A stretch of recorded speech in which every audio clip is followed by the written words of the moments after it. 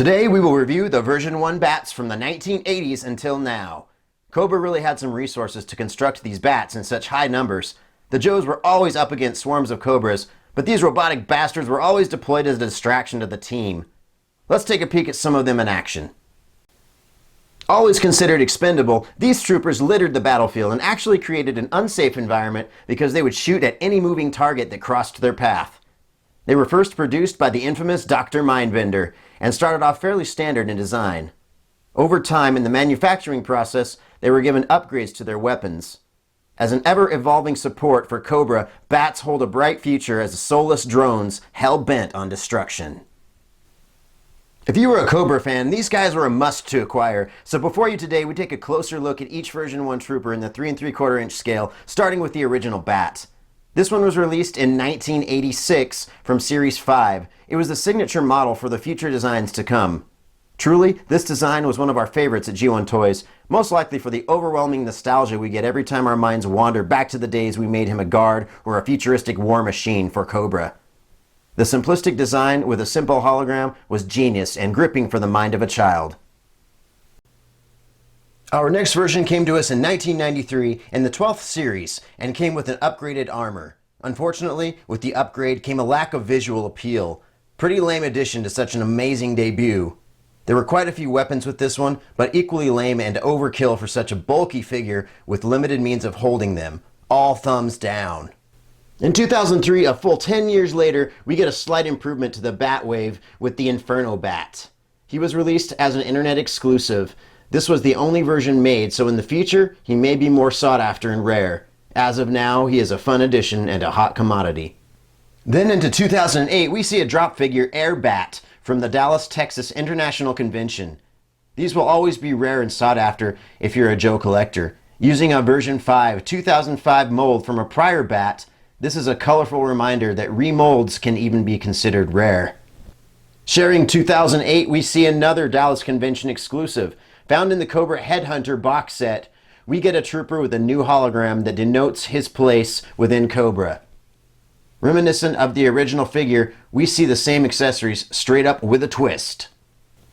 And moving forward into 2011, a new Jungle Bat joins the ranks of Cobra and comes equipped with the most accessories we have seen thus far of any Bat, including a battle-damaged head sculpt and chest plate. He also comes with the standard claw, gun, and flamethrower that the original Bats were graced with. Not as rare, but still very unique from the rest. Sooner than later, we see the next addition in our lineup in 2013, and it's a great one. It's the Nano Bat, released in a shipment for the G.I. Joe's Collectors Club. No doubt expensive and rare, this guy has a grip of weapons and translucent limbs that give collectors something to talk about. We're not sure if Hasbro started running out of ideas around this time, but the next year we received another version 1 in 2014 called the Arctic Bat. The mold slightly differed from the Jungle Bat, although they do look similar. We prefer this one over the Jungle Bat, but hey, it's all up for opinion. Although not in the same scale, the last Bat is definitely the coolest droid we've had since 1986. He is 5 inches tall, and this is the Advanced Stealth Bat. He transforms elegantly into a drone and back to android. The toy lines have combined and we have reaped what they've sown. Interestingly enough, this is the mold from the 2012 Transformer Prime Soundwave. This was also part of the Collectors Club and came packed with another Stealth Bat and Old Snake. And now we give you the cheesiest theme song of all time.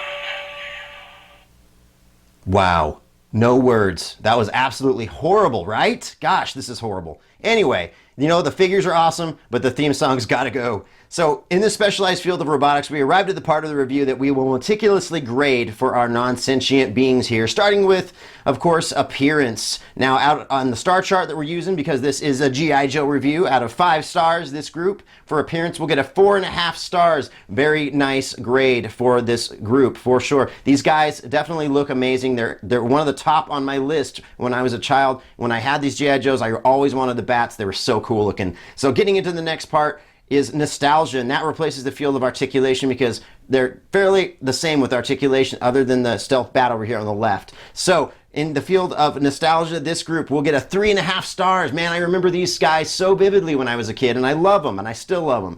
So great grade for that field today. And then we have into the next field, we're going to get into durability. These G.I. Joes are fairly durable. They're not great, but they're fairly durable, so I'm going to give them a 3 stars in that category. Then jumping into collectability. These are awesome, guys. If you have G.I. Joes and you're an avid collector, you really should get this group of version 1 bats. So for collectability, I give this a 3.5 stars. And then our overall score for the group ends up being 3.5 stars. Very respectable grade for this group, and we love it here at G1 Toys.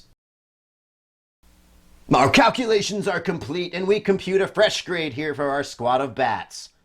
The frequency of times we have seen amazing things from Hasbro with G.I. Joe never ceases to amaze us.